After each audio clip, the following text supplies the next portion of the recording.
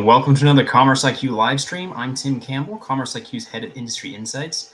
And today's topic that we have for you is preparing for back to school 2022. So again, before we get into it, every week we do these live streams. They're a different topic, well, almost every week, but they're a different topic every week. We talk about it for about 15 to 20 minutes, and today's topic is all about back to school. So let's get into it because there's a lot of really great material to cover today, and I just want to get into it. A lot of great material for brands learning how to sell in a very unique back to school season, as the past 3 years have been, but this year is no exception. As well as just a better general understanding of shopper behavior and a lot of those factors that inform it. And we'll take a look at a few different data sources, third-party data sources, when you see what I mean. So first off, just in general, there's a lot of effects going into back to school this year that are kind of counterbalancing, and the fact that they might counteract each other, and that leads to some interesting results, as we'll see. So first off is inflation, and this is both a growth factor and a potential decline factor, right? On one hand, you have shoppers concerned about inflation, therefore, because they're concerned about inflation so that they're spending more, because naturally things are more expensive and they have to pay for a lot of the same goods that they would normally have to pay for from prior years for back to school for their children. But at the same time, inflation also means that shoppers may pull back. So while they could be spending more in absolute, or they could be spending more in nominal dollars, maybe they pull back on not buying everything that they might not, that they might normally buy. So it's possible that some goods could get, left out of the basket altogether. And of course, that's very relevant. That's very relevant at the brand level if you're playing in specific categories. If a parent decides to make do with what, an older version of what they already have, or leftovers from what they already have, versus buying something new, that could have a real impact on your bottom line. The second growth factor here, back to school as a necessity. When you consider how shoppers are concerned about inflation and how they're concerned about will they be able to pay all their bills or buy everything they need to buy, back to school for many parents is really a necessity, right? They can't afford, or they can't really not buy certain things for back to school for their children, and that means that they could actually pull in, reallocate their budget and pull funds away from other areas, whether that's other discretionary categories and non-essential categories to bolster back to school, to contend with rising inflation. So that's also a growth factor there. Shoppers are basically being forced to spend more because of the nature of the category and because of inflation. And then there's also pent-up demand to consider, right? This is really the first, in some sense, the first year that things are going back to, or students are returning back to school in a somewhat normal health and public safety environment, right? When you consider COVID. And it might mean, especially when you consider hybrid school arrangements, that at least for this year, for some parents, they might be having to buy things that they have done that with hybrid learning they have been able to do without for the past, certainly since in 2020, but maybe also even in 2021. So there could be pent up demand for certain items as shoppers have to buy that kind of all at once, all in 2022, whereas they may have done without it in prior years. Now they really need to catch up and buy those items. And then on the decline factors, we already talked about how inflation kind of plays both sides of this. There's also the supply chain to consider, right? When you think of where the supply chain stands right now, it's really in a bifurcated spot in the U.S., and that is really dependent on demand. So for goods that are still in heavy demand, the supply chain can still be spotty. You consider, and if you've heard me talk in these presentations before, I love to bring up the lockdowns in Shanghai that occurred earlier this year that introduced a fresh wave of supply chain complications. And of course, the war in Ukraine that also introduces fresh supply chain complications and sourcing complications that continue to have an effect well into this year and potentially beyond. All to say that with those complications, what a lot of times what determines what is in stock and out of stock is just, are shoppers buying it? Are they searching for it heavily, right? So for instance, in some apparel categories, shoppers are actually not searching for, are not buying as heavily, right? And therefore, a lot of retailers are overstocked on certain items. But then, items that are in demand, their supply chain is still an issue. So for back to school, I would imagine, or I think as we'll see, there is a lot of demand. So the supply chain could be stretched.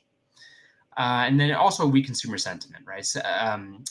And then that could limit spending. And then weak consumer sentiment, right? And that's essentially shoppers are they're uncertain about the future of the economy. They're uncertain about their own financial health, and that means they could pull back on spending. Even if back to school is a necessity, it could still limit growth. So where does this leave us in terms of growth? Well, there's actually a lot of different opinions on this.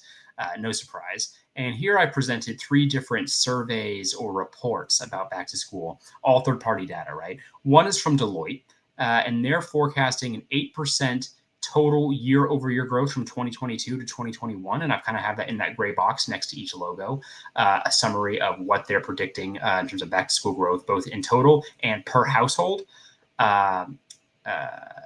For 2022 base compared to 2021. Deloitte predicting 8% growth for total on almost 6% growth at the household level.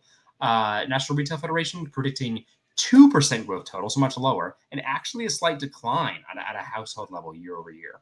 And MasterCard, they're not necessarily looking at only back to school, but just in general, a key back to school time frame. They're predicting total retail growth of 7.5%. So, on the whole, it looks like some growth is predicted to occur. And considering the fragile economic state right now, that might not necessarily be a given. But I think that with shoppers needing to buy back to school supplies, and how the fact that there's still savings left from how a lot of shoppers were able to save during the pandemic and have reduced expenses in other areas, as well as things like the child tax credit and all of that. Shoppers did have more savings going into the year. That's kind of been dwindling down a little bit now, but they still are kind of pushing into their savings set, to buy for back to school. So what about growth at a category level? Okay.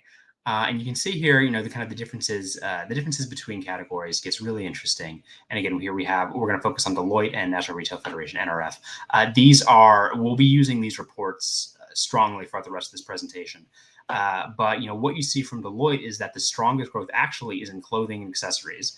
So if it is school age clothing, appropriate for going to school for children, that is expected to experience a lot of growth. School supply is still significant growth. COVID-19, related items, health and personal care, stuff like that, growth as well. But then technology, actually taking a significant hit. And by and large, NRF agrees with this. What we have here is electronics actually pulling back. And I think, the reason for that is electronics purchasing has been abnormally high in the past couple of years. So I think shoppers are, they can repurpose some of the electronics they've already bought recently for back to school purposes. Clothing and accessories is, fairly high as well, according to NRF, for both back to school and back to college. And shoes and other clothing accessories also pretty high as well. And then dorm and apartment furnishings for back to college, still fairly high growth. So home and decor are actually a growth category as well because of back to college.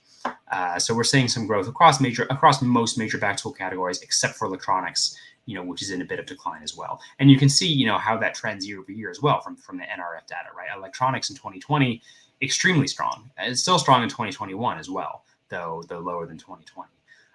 So a bit of a rebound, a bit of something that I think of as a rebound effect. I think a lot of the economic factors going back to school are still really determined by these extreme rebounds that really have their origin in changed COVID shopping behaviors, going from one extreme to the other as conditions change.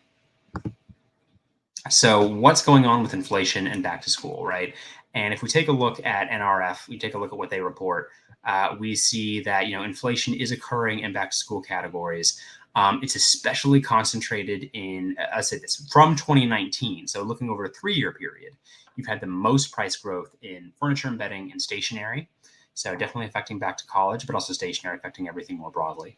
But at that same time, you've seen growth in back to college and back to school spending. That is over and above, price level increases. So shoppers are spending more, not just because of inflation, but also because they want to spend, or they are willing to spend more and buy more things, even if price levels are rising over time. Now, if you just look at the past year, and that's that kind of that bottom row of data, not from 2019 to 2020, from 2019 to 2022, but just looking at 2022 year over year from the prior year, the inflation story actually looks a little bit different, right? The things that have risen in price this past year are not the things that have risen in price on average over the past 3 years. Apparel, especially boys apparel and young children, infant and toddler apparel, and footwear. Those have seen some of the highest increases, right, compared to like sports equipment and music and accessories, which have seen a smaller increase. And then snacks and food and stationery as well, all seeing a big increase. And if you take a look at the Deloitte data, shoppers are concerned about this, right? Shoppers, in terms of the top reason for why shoppers are spending more, 60% say that I find that prices are generally higher when compared to last year. That was only at 45% last year. Over a third expect to spend more on back to school this year, compared to spending less or spending the same amount. So more than its fair share, or more than its fair share of shoppers are saying they're going to spend more. 57% are concerned about inflation in back to school. 64% think that companies are profiting off of inflation. So not necessarily a positive assessment of a lot of brands, from that snippet.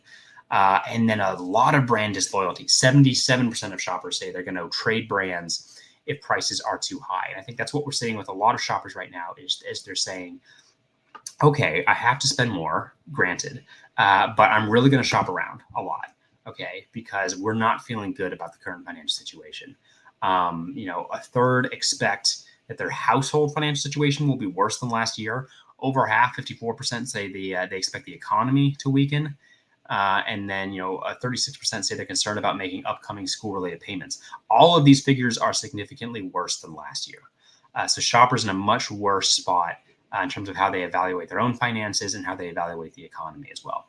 Interesting that, shoppers actually still see, and especially when you compare it with last year, the change to 2021, there's been a big spike in how shoppers evaluate the economy. They're anticipating a poor economy moving forward. And while there has been a spike in how negatively they assess their own financial situation, it is not nearly as large of a spike year over year in terms of how badly they assess the economy. So there definitely is a sense of, I'll be okay, or I won't be as bad as the economy at large will be. And I really have a negative opinion of the economy compared to last year. Whereas, it's only like a bit more negative than last year when assessing my own financial situation. So I wonder how much a part of this is perception about the economy will be worse. Therefore I'm worried. Versus, but I myself, in my own circumstance, I'm okay.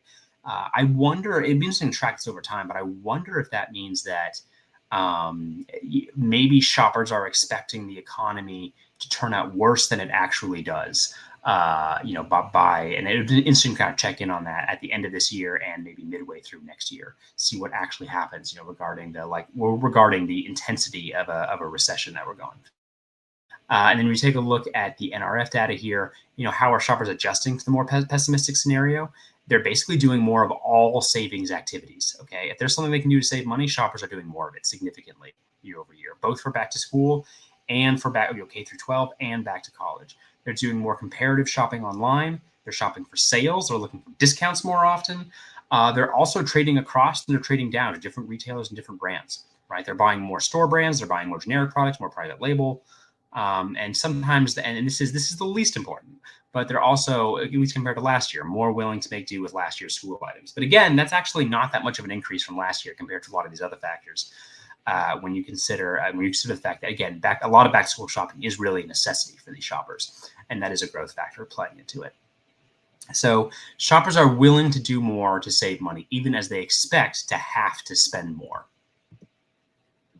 So what does this mean in terms of timing? When are consumers shopping back to school? All right, because we're about halfway, maybe halfway-ish through the back to school season shopping now. And I found this really interesting. We compare the NRF and the Deloitte data. You have two snippets that at first appear to be in conflict. NRF is saying that the percent of shoppers who have started back to school shopping by early July is higher in 2020 than it has been in any of the prior 3 years. So shoppers are shopping earlier. At the same time, Deloitte is saying actually back to school shopping is less front loaded than last year, and shoppers are procrastinating, their back to school shopping.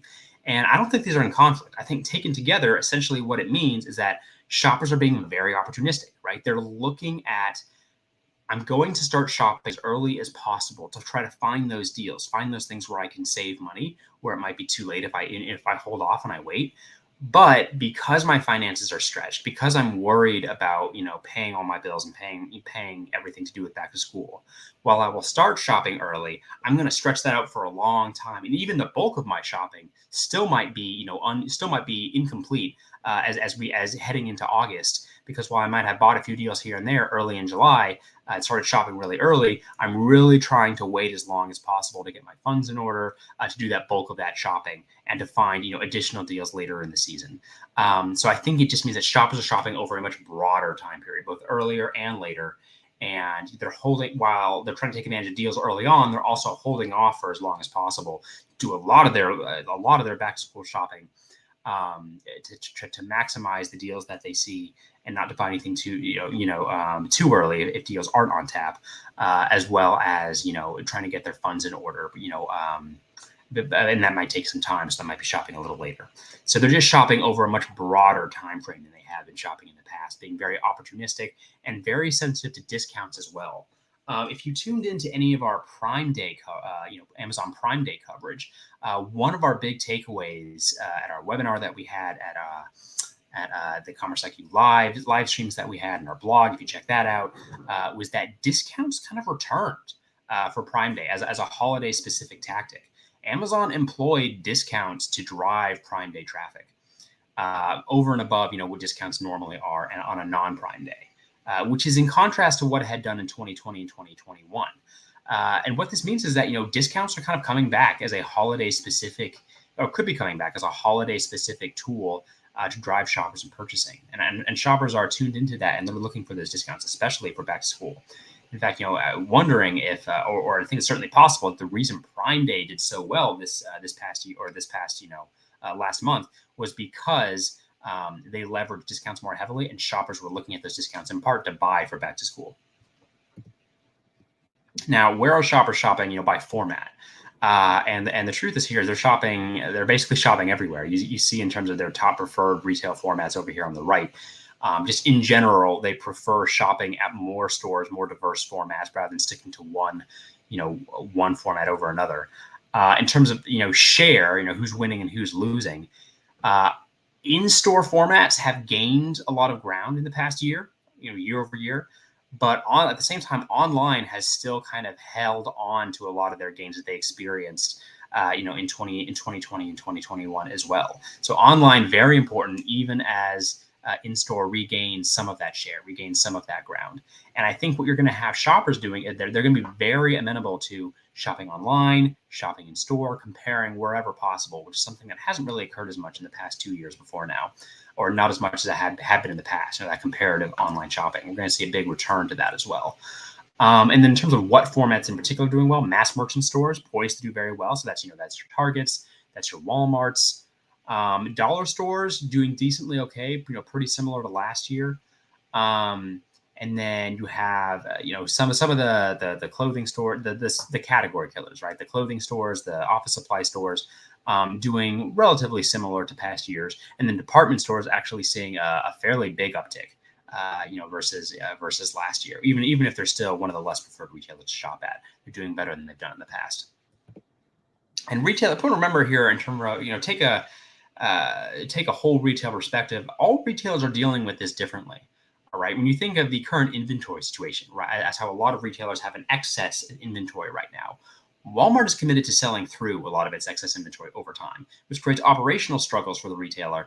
But at the same time, they're not losing out. They're not liquidating things like Target is, for instance. Target is canceling orders, liquidating excess inventory, try to stay on top of shopper trends and get all the items that they want to have in for back to school, and to have those well in advance, which they already have.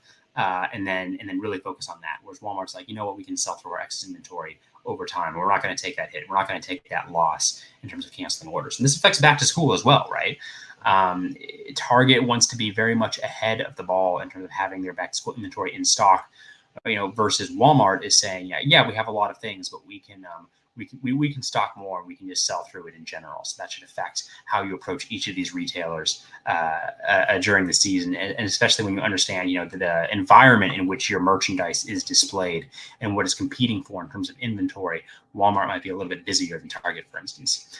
Amazon holding steady kind of amid supply chain struggles and amid margin struggles as well. Walmart can kind of relieve their struggles operationally. Target is struggling with margin a bit more. Amazon struggling, and they're saying, we're going to try to hold the shopper price steady as much as possible. They're really taking a shopper price centric view of this. And for many of their brands, they're refusing price increases, while at the same time brands are stretched. So Amazon's kind of a margin pinched environment right now for a lot of brands, versus other retailers. Dollar General is reaping a lot of the benefits, actually, of these difficulties. Shoppers trading down to Dollar General, to discounters, looking for cheaper options and cheaper brands that are available there, especially the private label options that they offer. They're doing quite well because of that. So in recap, what are shoppers doing for this back-to-school season? 1, they're hunting for discounts more than they have been in the past. 2, shopping opportunistically over time. They want to find out where the best deals are, and they're willing to wait or willing to pounce early to find them and alleviate some of that pressure on their budget. They are spending more, but not because they're really excited about it. They're spending more by necessity, whether it's due to inflation or just the fact they have to replenish their back-to-school supplies after not doing so comprehensively for the past couple of years. So they are spending more, but they're not happy about it. And then to do this, they are willing to either deplete their savings. For some shoppers, that's been built up over the past couple of years, or they're even going into, potentially going into debt, or potentially have to pay it off later, later on in the year.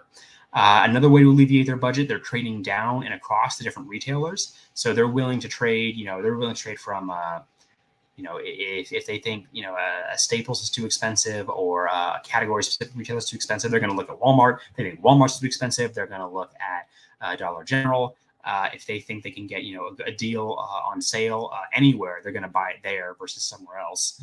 And then they're also doing the same thing with brands. All right. They're trading down to different brands. So if they think, a name brand is too expensive, they're going to buy private label. If they think, for whatever reason, one brand maybe has some sort of quality appeal, if they can cut a little bit back on that and focus on price, they're going to do that. And then also they're pulling from the rest of their budget. Right. So they might be willing to spend less elsewhere on other discretionary categories before they pull back on essential back-to-school purchasing. And again, shoppers are really worried. A survey from Morning Consult said that 36% of U.S. parents can't afford, 36% of parents, only 36% of U.S. parents can't afford their back-to-school shopping, which is down from 52% last year. So what does all this mean for brands? What should brands be doing? They should pass savings on to shoppers whenever possible. Leverage discounts and urgency to lock in shopper purchases throughout the whole back-to-school period, right? And you should be doing that in the past. Should be doing it now. Should be doing it even, kind of rationing it out well into August, and then even have deals and deals in back-to-school categories and special promotional opportunities, into September as well. I think you're going to see a disproportionate amount of shoppers still buying some back-to-school supplies even after school starts. Monitor and managing out of stocks. Shoppers are expecting out of stocks, right? We're seeing it in some categories with with higher demand. Shoppers expect to see out of stocks. You need to make sure that they're willing to switch brands at a moment's notice. You need to make sure that you're monitoring your inventory position and ensuring you don't go out of stock. But when you do, and that's unavoidable, ensure that you have a backup offer in place, that you're prioritizing the right retailers, the right accounts over others. And to do all this, you need to have an integrated, back-end solution, essentially, that emphasizes clear communication across accounts and kind of has one central hub where you can see what's going on across all of my e-commerce accounts as updated as possible, my in-store, what's happening in-store at all these retailers as well, and that you can ideally in real time make decisions about where do I allocate, additional investment to any given retailer based on what's happening in real time in terms of how shoppers are purchasing, how they're responding, where they're converting, where they're not for e-commerce and in store. And then as much as possible, especially for e-commerce, where everything is online, automate as much as possible to cut costs and then pass those savings on to shoppers, right? And you'll see what I mean in a moment. And then finally, analyze changing shopper. I talked about the clear communication, but finally here, the second last point, analyzing changing shopper data, right? Shoppers are willing to change brands. They're willing to change retailers. Find out, are there new shoppers who are shopping your brand who haven't shopped there before that you should be going after? Are there things you can be doing to protect your brand from shoppers who may be considering switching to a different one? All that shopper data has to be analyzed and pay special attention to it because it's in flux now more than it has been in the past.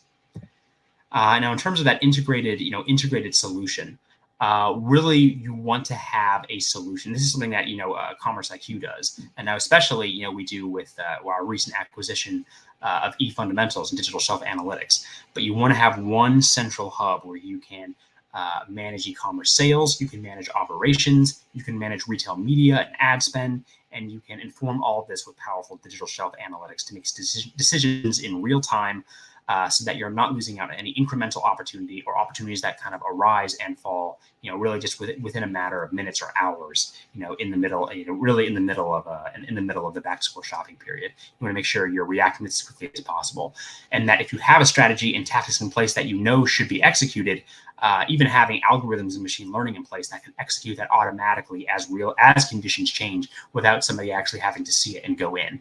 That can also both bring down costs in your business and enhance incremental revenue significantly.